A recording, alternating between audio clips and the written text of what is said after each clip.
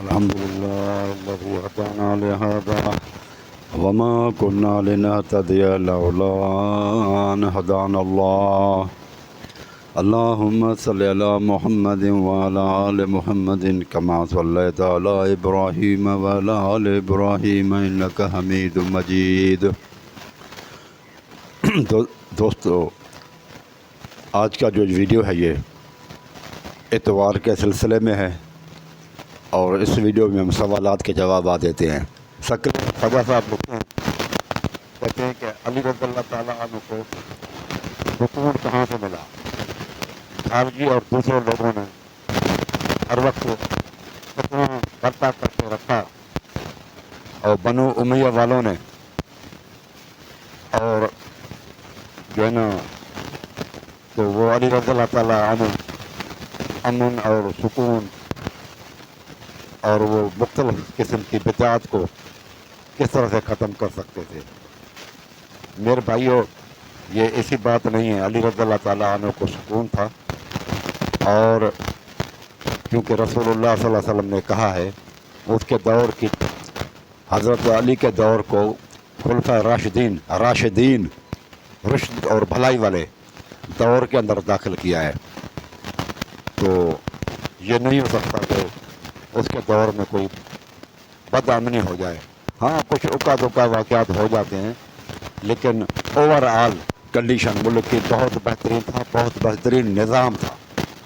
یہ جو آپ کہتے ہیں نا کہ سکون کہاں سے ملا علی رضی اللہ تعالیٰ عنہ کو بنو امیہ والوں نے، اور انہوں نے جو ہے نا اور وہاں پر دہشت گردی قائم کر کے رکھی تھی، تو یہ بات غلط ہے. یہ علی رضی اللہ تعالیٰ عنہ کو جو ہے کہ مجبور، آپ سمجھ رہے ہیں کہ مجبور تھے. حضرت علی رضی اللہ تعالیٰ عنہ مجبور نہیں تھے، اور بلکہ رسول اللہ صلی اللہ علیہ وسلم نے جو کہا ہے کہ خلفاء راشدین جن کی حکومت نبوت کے طریقے پر ہو وہ اس طرح کی تھی. آپ دیکھیں، یہ کتاب ہے، یہ سیرت معصومین. خلاصہ یہ ہوا کہ امیر المومنین کے بیٹوں میں سے 5 کی اولاد ہے، امام حسن، امام حسین. اچھا، اس کے بعد پھر یہ لکھتا ہے نیچے، جناب فاطمہ علیہ السلام کے وفات کے 3 راتوں کے بعد امامہ کی شادی ہوئی، یعنی کہ حضرت علی نے امامہ سے شادی کی. اور جب امیر المومنین کی شہادت ہوئی تو 4 بیویاں، حضرت علی کی 4 بیویاں تھیں، اور 18 ام الولد یعنی کنیزیں آن جناب کی موجود تھی. 18 کنیزیں اور 4 بیویاں موجود تھیں، چھوڑیاں. اور ان 4 خواتین کے نام یہ ہیں: امامہ اسماء بنت امیس، لیلہ اور ام البنین. تو یہ جو ہے نا 4 بیویاں حضرت علی رضی اللہ تعالیٰ عنہ نے چھوڑی. تو یہ سکون کی نشانی نہیں ہے؟ جو بندہ پریشان حال ہو تو وہ اس کو اتنی شادیاں وہ کرے گا، اور پھر شادیوں کے علاوہ جو ہے نا وہ 18 کنیزیں. تو یہ تو ان کی انتہائی مسرت اور بہترین زندگی کی نشانی ظاہر کر رہی ہیں کہ 4 بیویاں ہوں اور 18 جو ہے وہ کنیزیں ہوں. تو یہ تو اس کا مطلب کہ انتہائی سکون اور راحت کو اندر سے حضرت علی علیہ السلام. آپ ان کو لکھتے ہیں کہ وہ تو سکون ان کو کہاں ملا؟ بے سکون جو بندہ رہتا ہے، پریشان رہتا ہے، وہ 3 4 شادیاں کرتا ہے، اور 18 اور 17 18 وہ جو ہے نا وہ کنیزیں رکھے گا. تو یہ سوچنے کا مقام ہے. تو یہ کتاب ہے سیرت المعصومین میرے بھائیوں، اور یہ صفحہ نمبر 226 پر یہ لکھا ہوا ہے. تو یہ بات آپ کی غلط ہے. پھر وہ کہتا ہے کہ عائشہ رضی اللہ تعالیٰ عنہ کی بکری قرآن جو ہے نا وہ قرآن مجید کو کھا گئی تھی.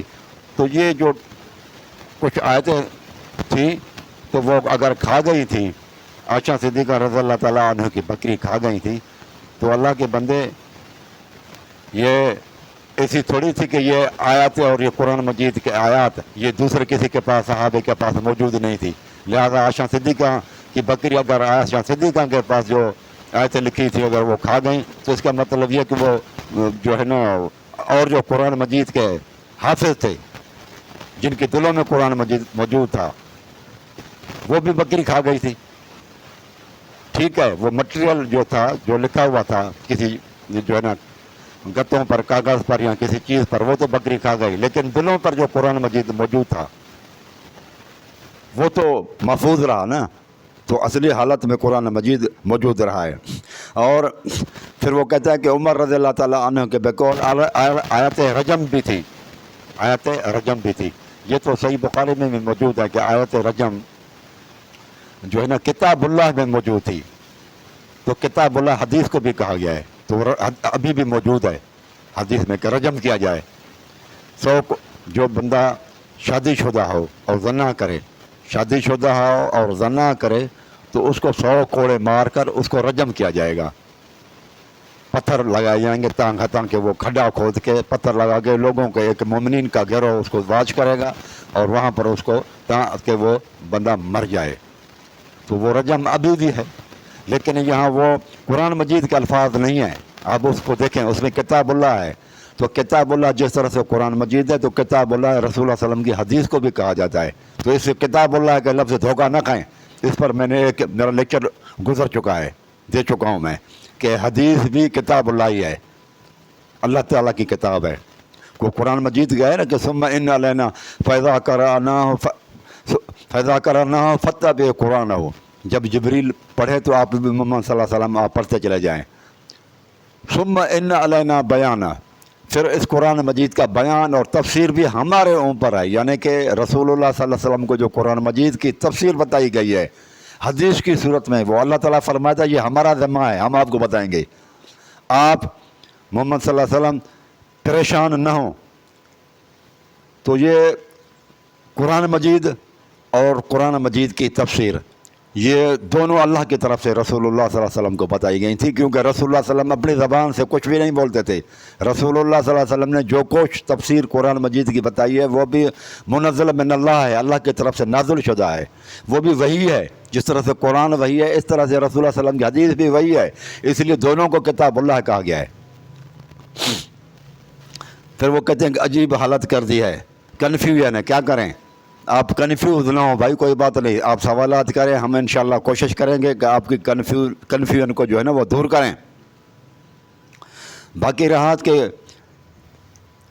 التشد کی کتابوں میں میرے بھائی وہ قرآن مجید میں کمی بیشی کے قائل ہیں، یہ دیکھیں، آپ نہیں مانتے تو یہ دیکھیں آپ، فصل الخطاب یہ نوری تبرسی کی ہے، شیخ نوری تبرسی صاحب۔ فقال ابو عبداللہ علیہ السلام، امام جعفر نے کہا کف ان حاضل قرات، اس قرات سے ہٹ جاؤ، اقرا کما یقرا، اس طرح سے پڑھو جس طرح سے اور انسان پڑھتے ہیں، حتی یقوم القائم، ہاں امام مہدی جب تک آ جائے، فیضا قام القائم، جب امام مہدی آئے گا، کرا کتاب اللہ عز وجل علی حدی واخرج المصحف الذی کتبہ علی علیہ الصلوۃ والسلام، اور اس قرآن کو لے آئیں گے، مصحف کو نکالیں گے جو علی علیہ الصلوۃ والسلام نے جمع کیا ہوا تھا، اور پھر اور لکھائیں سکت الجلیل محمد بن مسعود العیاشی، عیاشی تفسیر جو میں وہ باسناد ابی جعفر، تفسیر عیاشی میں ابو جعفر کی سند سے ہے، قالت، وہ کہتے ہیں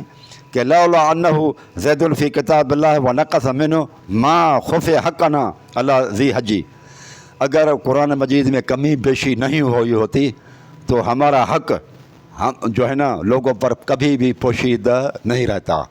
ابھی ہمارے حقوق جو ہے نا قرآن مجید میں وہ کہتا ہے نام لے کر نہیں بتائے گئے، کیوں کہ اس میں قرآن مجید میں کمی بیشی ہوئی ہے، اگر کمی بیشی نہیں ہوتی تو یہ کہتے ہیں کہ ابو جعفر یعنی امام باقر کہتے ہیں کہ قرآن مجید میں وہ بالکل واضح طور پر ہمارے حقوق لکھے ہوئے تھے، اہل بیت کے اور 12 اماموں کے اور 14 معصوموں کے، ہر عقل مند سمجھ آتا۔ تو قرآن مجید میں کمی بیشی کے بھی یہ قائل ہیں، اور پھر یہ بھی کہتا ہے کہ قرآن مجید میں جو ہے نا وہ جو اصل قرآن ہے وہ امام مہدی لے کر آئے گا۔ یہ مجھے بتاؤ، یہ فصل الکتاب ہے نوری تبریزی صاحب کی، تقریباً آپ کو ہر صفحے پر آپ کو کوئی نہ کوئی آیت ملے گی کہ یہ قرآن مجید محرف ہے، تحریف شدہ ہے۔ اور کیا بتاؤں، یہ تو آپ لوگوں کے بزرگ ہیں جنہوں نے شیعہ مذہب کو پھیلایا ہے، یہ کیسی ہے کہ یہ غلط روایتیں ہیں؟ غلط روایتیں بتاؤ، یہاں تو لکھتا ہی نہیں ہے کہ غلط روایتیں ہیں، آپ بتائیں، آپ کہتے ہیں کہ یہ ضعیف اور جھوٹی روایتیں ہیں، تو مجھے بتائیں وہ کس طرح سے جھوٹی روایتیں ہیں، کون سا راوی ہے جس پر آپ جرح کریں نا، دلیل سے بات کریں، خواہشات نفسانی سے نہیں، جہاں آپ کے اوپر ضد پڑتی ہے آپ پھنستے ہو تو پھر وہ کہہ دیتے ہو کہ یہ ضعیف ہے. ایسے نہیں ہے, ضعیف کرنے کے کوئی طریقہ ہوتا ہے. آپ بتائیں اس میں کون سے راوی جھوٹے ہیں؟ یہ سید اشفاق حسین صاحب کہتے ہیں آیت تطہیر کی ترتیب کی بات ہے. وہ میں نے کہا تھا کہ جو ہے نا قرآن مجید کی تفاسیر میں آپ کے ہاں لکھا ہوا ہے کہ آیت تطہیر یہاں پر یہ بے جوڑ ہے, بے جوڑ ہے یہ قرآن مجید کی جو ہے نا آیت. تو اس کا انہوں نے جواب دیا ہے کہ یہ اس کی ترتیب بدل گئی ہے. ایک جگہ سے اٹھا کے دوسری جگہ پہ رکھو اور ایک آیت کو ایک جگہ سے اٹھا کے دوسری جگہ پہ رکھیں. مختلف آیات کو اس کے اصل مقام سے ہٹا کے آپ کہیں اور رکھ لیں تو یہ تحریف نہیں ہے تو کیا ہے؟ یہ تحریف اور تبدیلی, رد و بدل کرنا, تحریف کرنا. انسان کی کاوش ہو تو تحریف کہتے ہیں, اور اللہ تعالیٰ کرے تو اس کو منسوخ کہتے ہیں. جب یہ کام اللہ تعالیٰ کرے, قرآن مجید کی آیت کو کچھ بھلا دے, کچھ جو ہے نا وہ یاداشت میں رہنے دے, کمی بیشی کرے اللہ تعالیٰ, تو اس کو منسوخ کہا جاتا ہے. لیکن جب انسان کمی بیشی کرے یا رد و بدل کرے, ایک جگہ کی آیت دوسری جگہ پر کر لے, تو اس کو تحریف کہتے ہیں, اور یہ بہت بڑا گناہ ہے. اس کی اللہ تبارک و تعالیٰ نے کہا قرآن مجید کے اندر کہ میں اس کی حفاظت کروں گا. انا نحن نزلنا ذکر و انا لہ لحافظون, ہم قرآن مجید کی حفاظت کرنے والے. لا یاتیہ الباطل من بین یدیہ ولا من خلفہ, قرآن مجید کے آگے اور پیچھے تو باطل آ ہی نہیں سکتا. رد و بدل اپنی مرضی کوئی بندہ تحریف کر نہیں سکتا کہ ایک آیت کو اٹھا کے کہیں اور جگہ پر فٹ کر دے. یہ تو قرآن مجید اللہ تعالیٰ فرماتے ہیں وہ لوگ جن کے سینوں میں قرآن مجید محفوظ ہے. اگر یہ ترتیب تبدیل کر دی تھی تو حضرت علی علیہ الصلوۃ والسلام کا دور جب آیا تھا تو انہوں نے پھر اس کو سیدھا قرآن مجید کو کیوں نہیں رکھا؟ وہ جو ترتیب نزولی والا قرآن وہ لاتے,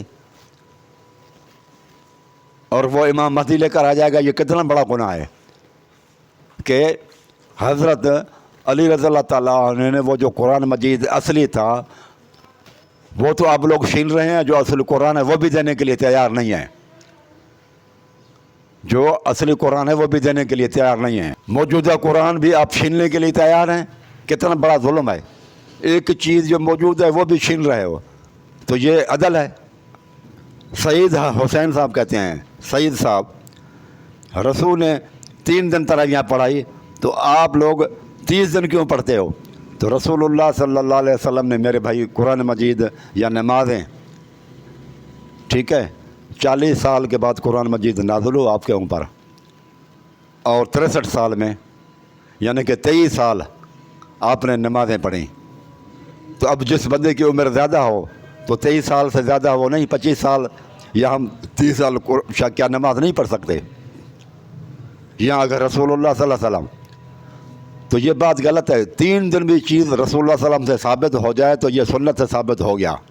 اب کوئی پڑھنا چاہے تو پڑھ سکتا ہے, جیسے وہ ہے نفل, نہ پڑھے گا تو گناہ نہیں ہوگا, لیکن پڑھے گا تو اس کا ثواب یقیناً ملے گا, اور بہت بڑا اجر ہے, خصوصاً رمضان کے اندر تو بہت بڑا اجر ہے.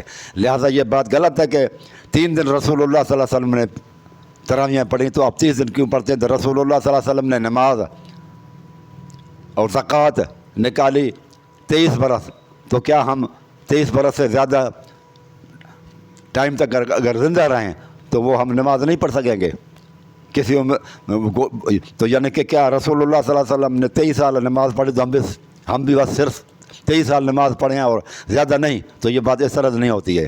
اسلام میں ایسا ہے کہ دن نہیں گنے جاتے. اسلام میں صرف یہ ہے کہ دن کی گنتی نہ کرو, بلکہ صرف یہ دیکھو کہ رسول اللہ صلی اللہ علیہ وسلم سے کوئی چیز ثابت ہے یا نہیں ہے. تو ثابت ہے. پہلے تو آپ لوگ انکار کرتے تھے کہ تراویح ہے نہیں, پھر میں نے جب آپ لوگوں کو ثبوت دیا کہ نہیں رسول اللہ صلی اللہ علیہ وسلم نے پڑھی ہے, تو پھر اب آپ نے دوسرا اعتراض کر دیا کہ پھر 3 دن سے زیادہ آپ کیوں پڑھتے ہیں. تو وہ جو رسول اللہ صلی اللہ علیہ وسلم نے کوئی کام کیا ہو 3 دن کیا ہو یا 4 دن کیا ہو, ہم بعد میں کر سکتے ہیں. اس کے بعد یونک چینل صاحب کہتے ہیں کہ ابراہیم علیہ السلام کی بیوی نے ماتم کیا, اپنا منہ پیٹ لیا. سورت میرے بھائیو یہ سورت زاریات آیت نمبر 29. حل اتاک حدیث حذیف ابراہیم المکرمین, ابراہیم علیہ الصلوۃ والسلام کے معزز مہمانوں کا قصہ آپ ان کو سنا دیں۔ اذ دخلوا علیہ، جب وہ داخل ہوئے ابراہیم علیہ الصلوۃ والسلام کے پاس آئے، قالوا سلام، تو انہوں نے کہا السلام علیکم۔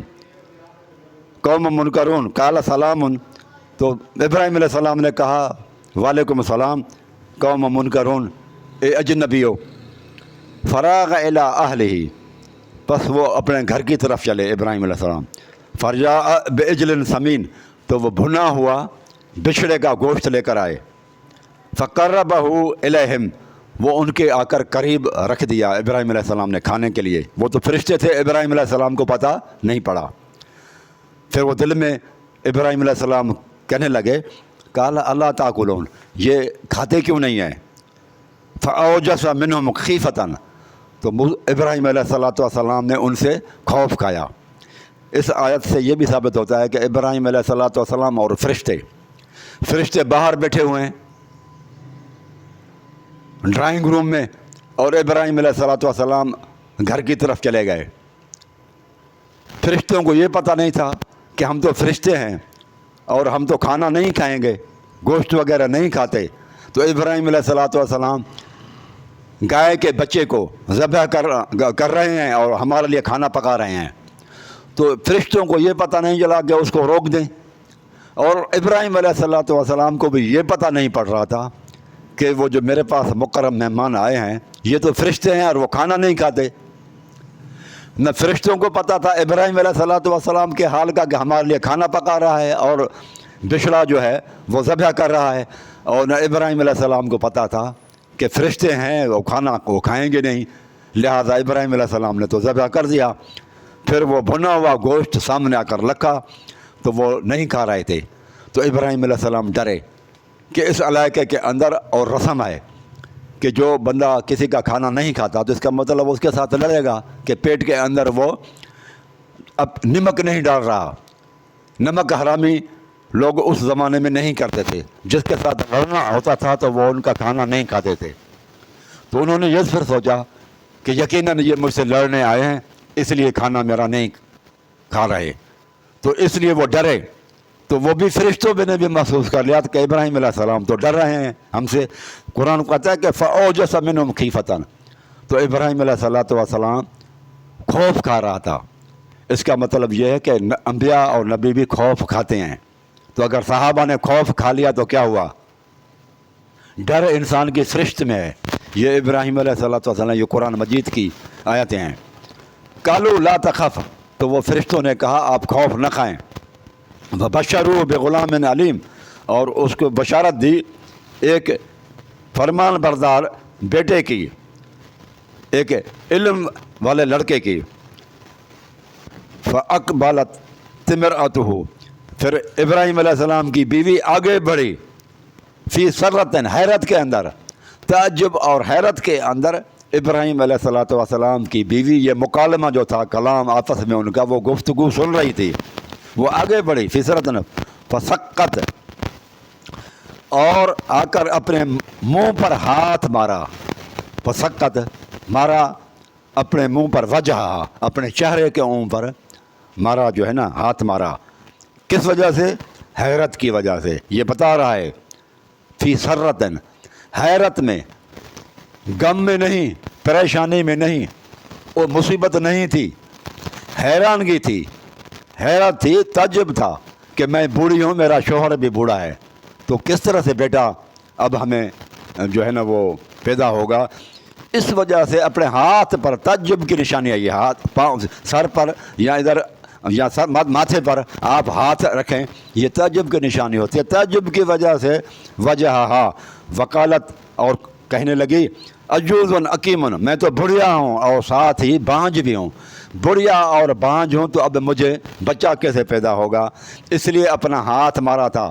میرے بھائیو، تم لوگ تعجب کے اندر نہیں ہاتھ مارتے، یہ آپ لوگ تو ماتم کرتے ہیں، ہائے ہائے کرتے ہیں، واویلا کرتے ہیں، نوحہ گری کرتے ہیں، پھر کٹھے ہو کر کرتے ہیں، اکیلا اکیلا نہیں کرتے، جلوس کی صورت میں کرتے ہیں۔ تو کیا انہوں نے پھر تمام لوگوں کو، خواتین کو اکٹھا کر کے ماتم کرنا شروع کر دیا تھا؟ وہ تو اکیلی تھی، اور ایک عجب ہوا اس کو اسی وقت، بس ٹیمپرری تھی، لیکن آپ تو ہر سال کرتے ہیں، تو کیا وہ ہر سال کرتی تھی یہ دن؟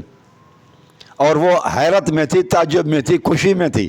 آپ لوگ غم میں ہوتے ہیں، لہذا یہ آپ کا دلیل جو ہے یہاں نہیں چلے گا میرے بھائیوں. تو یہ بات ہی غلط ہے کہ انہوں نے ابراہیم علیہ السلام کی بیوی نے ماتم کیا تھا. ماتم تو کرتے ہیں آپ غمی میں اور مصیبت میں اور پریشانی کے دوران، کسی فوتگی کی وجہ سے کرتے ہیں، دکھ کی وجہ سے کرتے ہیں. آپ لوگوں کی عزاداری ہے، تو ان کی کون سی عزاداری تھی؟ وہ تو بیٹے کی خوشخبری اس کو مل رہی تھی، وہ تو خوشی میں تھی. اور خوشی کے اندر ایکشن اور ہوتا ہے، غموں کے اندر انسان اور طرح کے ایکشن کرتا ہے.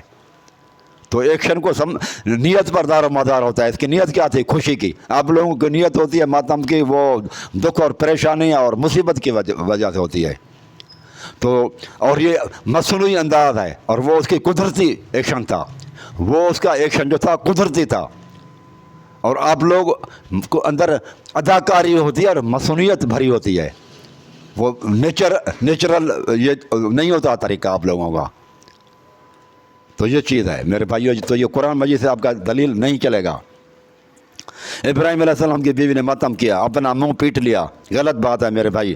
سورۃ ذاریات کی آیت نمبر 29 ہے، آپ اس کو دیکھیں جا کر. اور وہ پیٹنا ماتم کی طور پر نہیں جاتا. تو پھر وہ کیا کہتا ہے؟ قرآن ماتم کی اجازت دیتا ہے، تم کیوں روکتے ہو؟ قرآن مجید کہاں وہ ماتم کی اجازت دیتا ہے؟ وہ تو خوشی کے اندر تھا. آپ لوگ غم کے طور پر مناتے ہیں، آپ عزاداری مناتے ہیں.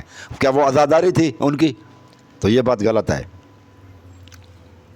مولوی صاحب تو قرآن سے ثابت ہے، تو رسول نے ماتم نہ کر کے قرآن پر عمل. یہ تھوڑا سا آپ سوچیں. اگر آپ پھر بھی ضد کرتے ہیں میرے بھائی یونک چینل صاحب،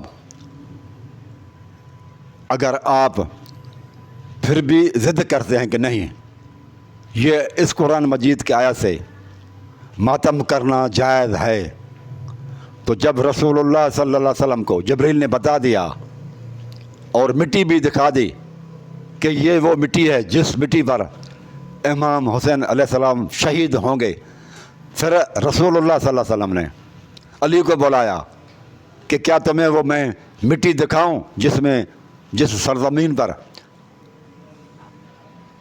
حسین شہید کر دیے جائیں گے؟ تو انہوں نے کہا ہاں. تو ٹھیک ہے، رسول اللہ صلی اللہ علیہ وسلم روئے اور علی رضی اللہ تعالیٰ عنہ بھی روئے ہیں. ٹھیک ہے نا. تو رونا یہ مصنوعی چیز نہیں ہے، یہ ایک نیچرل ہے، یہ فطرتی چیز ہے، اور یہ رحمت ہے، یہ عذاب نہیں ہے. رونا جو خود بخود آ جائے فطرتاً، یہ اللہ کی رحمت ہے.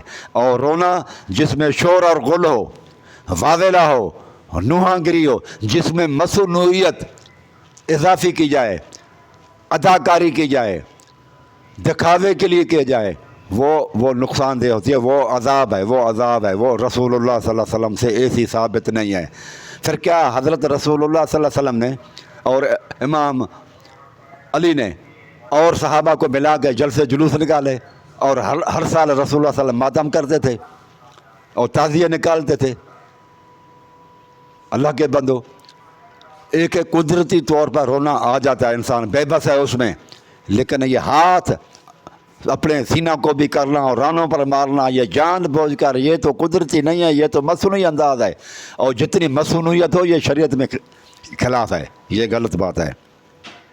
پھر بھی اگر آپ کہتے ہیں کہ نہیں یہ قرآن مجید سے یہ ثابت ہے، تو رسول اللہ صلی اللہ علیہ وسلم نے کہاں ماتم کیا؟ کہاں کالے کپڑے کیے؟ کہاں تعزیے نکالے؟ بس ایک صرف رونا ثابت ہے نا. جو چیز پھر ثابت ہوئی آپ صرف وہی کریں. رسول اللہ صلی اللہ علیہ وسلم سے صرف رونا ثابت ہے تو آپ پھر رو سکتے ہیں. لیکن آپ عزاداری کتنے دن کے لیے منائیں گے؟ رسول اللہ صلی اللہ علیہ وسلم کی کیا حدیث ہے؟ ہمارے ماں باپ مر جاتے ہیں نا، تو ہم عزاداری کتنے دن کے لیے کرتے ہیں؟ وہ رسول اللہ صلی اللہ علیہ وسلم نے فرمایا 3 دن کے لیے ہے، بس 4 دن کے لیے بھی نہیں ہے. رسول اللہ صلی اللہ علیہ وسلم ثابت کریں کہ کسی کے مرنے کے اوپر رسول اللہ صلی اللہ علیہ وسلم نے وہ بیٹھے 3 دن سے زیادہ رسول اللہ صلی اللہ علیہ وسلم نے منع کیا ہے. 3 دن ثابت ہے. آپ لوگ 10 دن کرتے ہیں. آپ لوگ امام حسین کی عزاداری 1 تاریخ سے کرتے ہیں.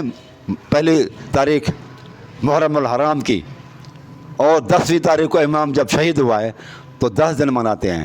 رسول اللہ نے فرمایا 3 دن، آپ لوگوں نے کہا کہ نہیں ہم 10 دن کریں گے، یہ رسول اللہ صلی اللہ علیہ وسلم سے کھلی بغاوت ہے۔ پھر رسول اللہ صلی اللہ علیہ وسلم فرمایا کسی کے قتل اور جو ہے نا وفات کے بعد میں 3 دن ہوں گے، تو رات کو ہی اسی وقت ہی رات کو 12 بجے کے بعد ٹی وی پہ ڈرامے اور گانے شانے شروع ہو جاتے ہیں۔ رسول اللہ نے، آپ لوگ پہلے مناتے ہیں، رسول اللہ نے فرمایا مرنے کے 3 دن بعد میں ہے، آپ لوگوں نے پہلے کر دیا، اور 3 دن کے بعد اس کے بعد سرکاری طور پر ہر چیز جو ہے نا وہ اسکول وغیرہ، یونیورسٹیاں، کالج وغیرہ اور آفیسیں وغیرہ ساری کھل جاتی ہیں۔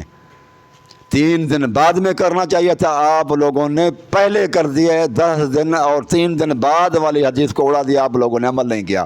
محمد صلی اللہ علیہ وسلم سے کھلی بغاوت ہے یہ جو شیعہ بھائیوں نے کر رکھی ہے۔ نبی کریم علیہ الصلوۃ والسلام کو نہیں مانا گیا۔ تو اگر رسول نے ماتم کیا قرآن مجید سے تو ثابت کریں کہ رسول اللہ صلی اللہ علیہ وسلم ماتم کرتے تھے۔ کتنے لوگ مل کر رسول اللہ صلی اللہ علیہ وسلم نے ملایا لوگوں کو۔ وہ صورت جو بروج ہے، صورت بروج کا واقعہ ہے نا، جس میں کئی ہزار لوگ، بچے بھی بوڑھے بھی شہید کر دیے گئے۔ صورت والسماء ذات البروج والیوم الموعود وشاہد ومشہود قتل اصحاب، اللہ تعالیٰ نے 4 قسمیں اٹھانے کے بعد وہ بیان کیا کہ قتل اصحاب الاخدود۔ تو رسول اللہ صلی اللہ علیہ وسلم نے کالے کپڑے پہنے؟ کیا رسول اللہ صلی اللہ علیہ وسلم نے جلوس نکالے، تعزیتی جلوس نکالے؟ کیا رسول اللہ صلی اللہ علیہ وسلم نے صحابہ کو لے کر مکے کے بازاروں میں جلوس نکالے اور ماتم کیے؟ کیا رسول اللہ صلی اللہ علیہ وسلم نے مجالس پڑھی؟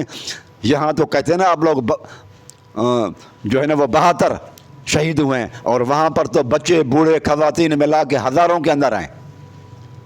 کہاں ہزاروں کی تعداد میں؟ تو رسول اور یہ قرآن مجید سے جب ثابت بھی ہے، آپ کہتے ہیں قرآن مجید سے ثابت ہے، یونک چینل صاحب آپ کہتے ہیں کہ قرآن مجید سے ماتم ثابت ہے، تو قرآن مجید رسول اللہ پر نازل ہوا تھا یا ہمارے اوپر، آپ کے اوپر نازل ہوا تھا، یا ہمارے علماء کے اوپر نازل ہوا تھا؟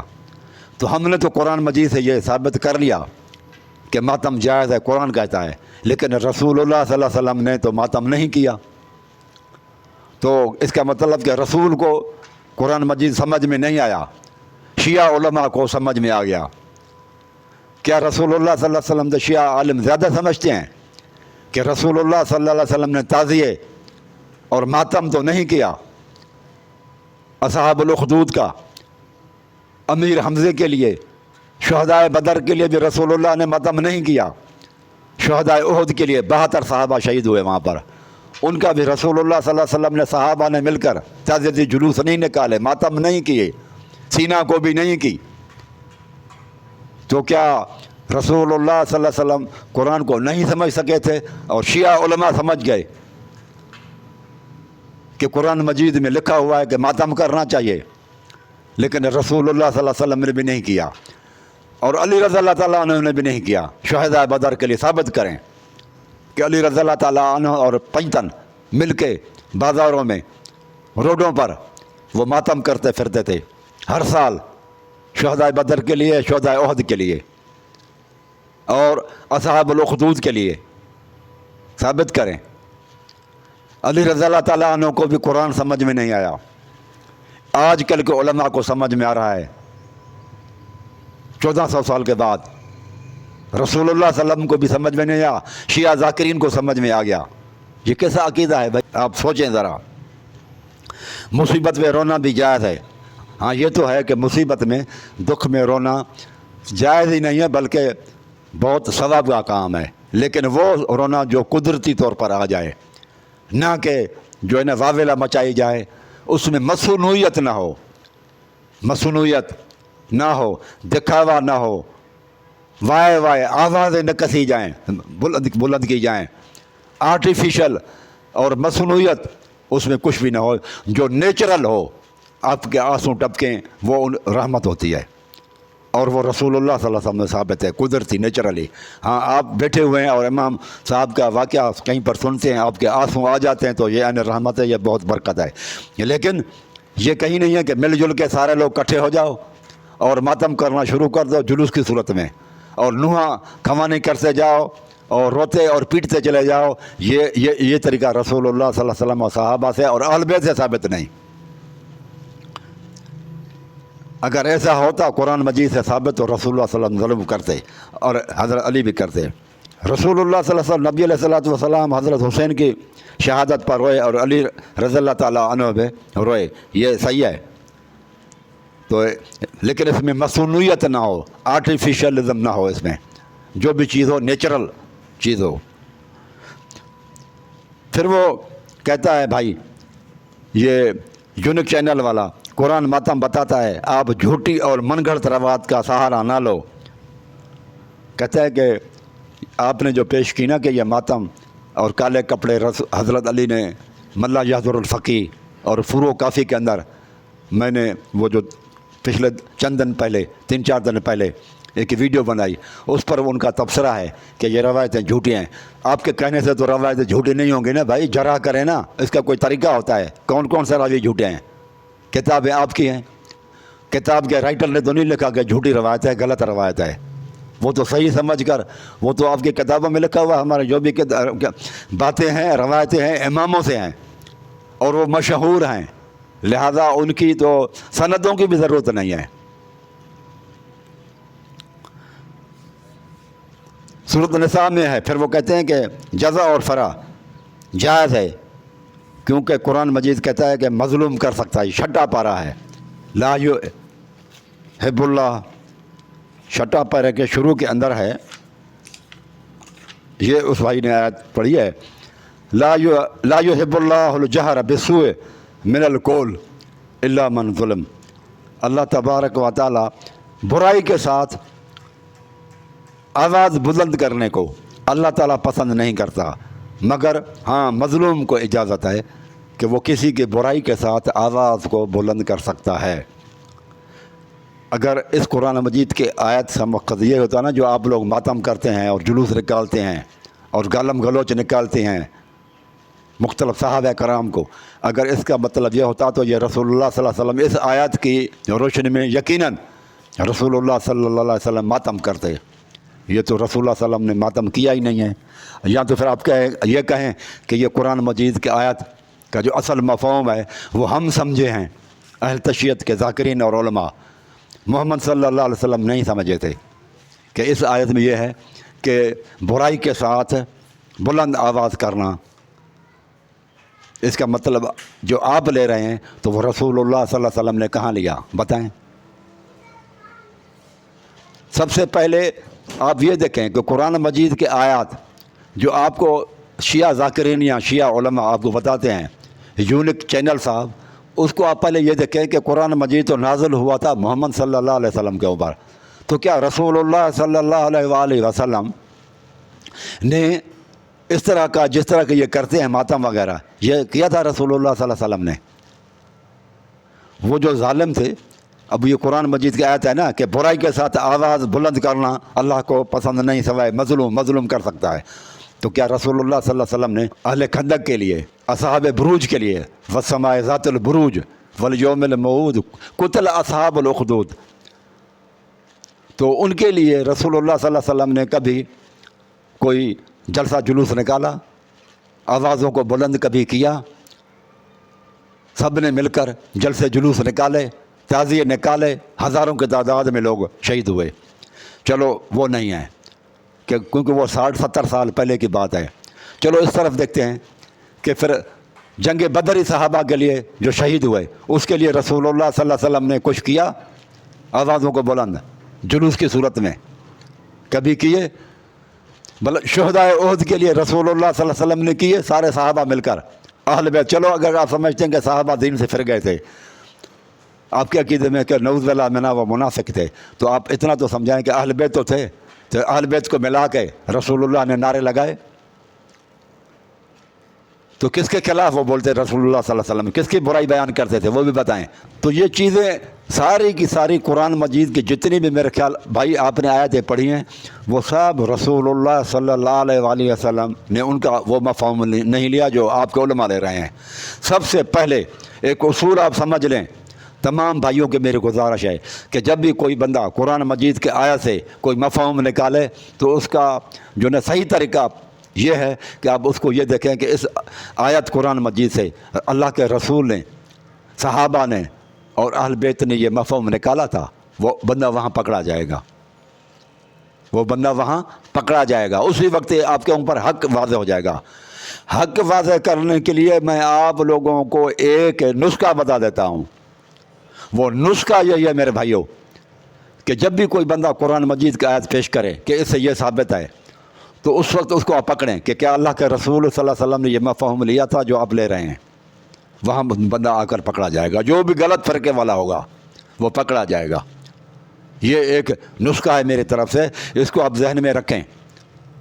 کوئی بھی شیعہ ہو، سنی ہو، وہابی ہو، کوئی بھی بیان کرے آیت قرآن مجید کی آیت کو، تو آپ اس میں یہ دیکھیں کہ یہ جو بیان کر رہا ہے کہ قرآن مجید کے اندر یہ رسول اللہ صلی اللہ علیہ وسلم، اہل بیت، صحابہ کرام وہ یہی مفہوم لیتے تھے، یا اس کا اپنا خیال ہے، یہ اپنا مفہوم یہ لے رہا ہے، وہ وہاں پر پکڑا جائے گا۔ اگر رسول اللہ صلی اللہ علیہ وسلم والا لے رہا ہے تو صحیح ہوگا، اگر رسول اللہ صلی اللہ علیہ وسلم نے نہیں لیا اور اس کا کوئی ذاکر اور علماء یا مولوی لے رہا ہے تو پھر آپ سمجھ لیں کہ یہ اس کا اپنا جو ہے نا وہ فہم ہے، لہذا وہ ریجیکٹ کیا جا سکتا ہے، اس کو رد کر سکتے ہیں کہ یہ رسول اللہ صلی اللہ علیہ وسلم نے نہیں لیا۔ اور وہ اگر قرآن تو اس کو یہ دیکھیں کس وقت ٹیلی کریں، کوئی بھی چیز ہو اس کو ٹیلی کریں اللہ اس کے رسول کے اوپر۔ جب آپ ٹیلی کریں گے تو پھر پتہ چلے گا یہ صحیح ہے یا غلط ہے۔ پھر وہ کہتا ہے یونک چینل صاحب، اور اس نے سوال کیے ہیں کہ یعقوب علیہ السلام نے رو رو کر آنکھیں سفید کر دی تھیں۔ یعقوب علیہ السلام یوسف علیہ السلام کے لیے تھے، لیکن کیا وہ گھر والوں کو ملا کے جلوس کی صورت میں ماتم کرتے تھے؟ مجھے بتاؤ کہ یوسف یعقوب علیہ السلام رو تو رہے تھے، وہ تو میں نے بتا دیا کہ رونا جائز ہے۔ اب اس میں ہے مصنوعی انداز، یعنی کہ ہاتھوں سے اپنے آپ کو پیٹنا، رانوں کو مارنا، چہرے کو مارنا اور سینے کو بھی کرنا، وائے وائے کرنا، آوازوں کو بلند کرنا، نوحہ بنانا، شعر و شاعری کرنا اور لوگوں کو بھڑکانا، تو کیا حضرت اور لوگوں کے ساتھ مل کر یہ سارے چیزیں کرنا اور جل سے جلوس کرنا، تو کیا حضرت یعقوب علیہ السلام نے کن لوگوں کو ملایا تھا اور لوگوں کو کس کو ملایا تھا؟ تو کیا گھر والوں کو ملا کے وہ سارے نوحہ خوانی کرتے تھے؟ وہ نوحہ پڑھتے تھے اور ماتم بھی کرتے تھے گھر والے سارے، اور کالا لباس بھی پہنا ہوا تھا۔ وہ حضرت علی تو کتاب ملا یاز الفقی اور دوسری آپ کی کتابوں میں نے دیکھا ہے کہ کالا لباس نہ پہنو، کالے کپڑے نہ پہنو، کیونکہ یہ فرعون کا لباس ہے، آئدائی کا لباس ہے، ہمارے دشمنوں کا لباس ہے۔ اور جو ہے نا یہ سیرت معصومین میں بھی لکھا ہوا ہے کہ وہ آپ جو ہے نا یہ نہ کریں، بالوں کو نہ نوچیں، واویلا نہ کریں، قبروں پر نہ بیٹھیں۔ یہ تو قرآن مجید کے آیت کی تشریح انہوں نے کی ہوئی ہے، وہ تو بخاری کے اندر بھی یہی ہے، سنی کتابوں میں بھی یہی تشریح ہے اور شیعہ کتب کے اندر بھی یہی ہے۔ اس کے سیرت معصومین کی صفحہ نمبر 113 پہ ہے۔ یہ ایک عورت آئی، اس نے کہا کہ اللہ کے رسول قرآن مجید کی یہ آیت کہتی ہے کہ معروف کاموں میں ہم آپ کی اطاعت کریں، قرآن کی آیت ہے، تو ہم کیا کریں؟ تو یہ معروف سے کیا مراد ہے؟ تو اللہ کے رسول صلی اللہ علیہ وسلم نے فرمایا چوری نہ کریں، زنا نہ کریں، اپنی اولاد کو قتل نہ کریں، کسی پر بہتان نہ باندھیں، اور کیا اور ہے کہ جب یہ آیت اتری آپ صلی اللہ علیہ وسلم ان کے سامنے پڑھی تو حکیم بن حارث بن ہشام جو اکرمہ بن ابو جہل کی بیوی تھی کہنے لگی اللہ کے رسول وہ کون سے معروف فعل ہیں جن کی ہم کو نافرمانی نہیں کرنی چاہیے؟ قرآن مجید کہتا ہے۔ تو حضرت رسول اللہ صلی اللہ علیہ وسلم نے فرمایا مصیبت کے وقت اپنے منہ پر تماچے مارنا، مصیبت کے وقت وہ جو تماچا مارا تھا حضرت ابراہیم کی بیوی نے، وہ خوشی اور تعجب کی وجہ سے مارا تھا۔ یہ بات خوشی کی نہیں ہے، مصیبت کے وقت کی ہے، وہاں مصیبت کا وقت نہیں ہے میرے بھائی، دھوکہ نہ دیں۔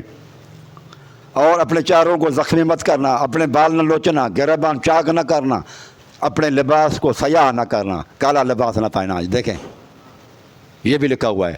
واویلا نہ کرنا اور کسی مردے کی قبر پر بیٹھ کر سوگ نہ منانا، یہ صفحہ نمبر 113 پہ ہے۔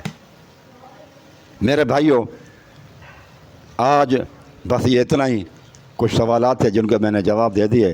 اللہ تعالیٰ آپ اور ہم سب کو جو ہے نا حق پر قرآن اور رسول اللہ صلی اللہ علیہ وسلم کے سنت پر عمل کرنے کی توفیق عطا فرمائے۔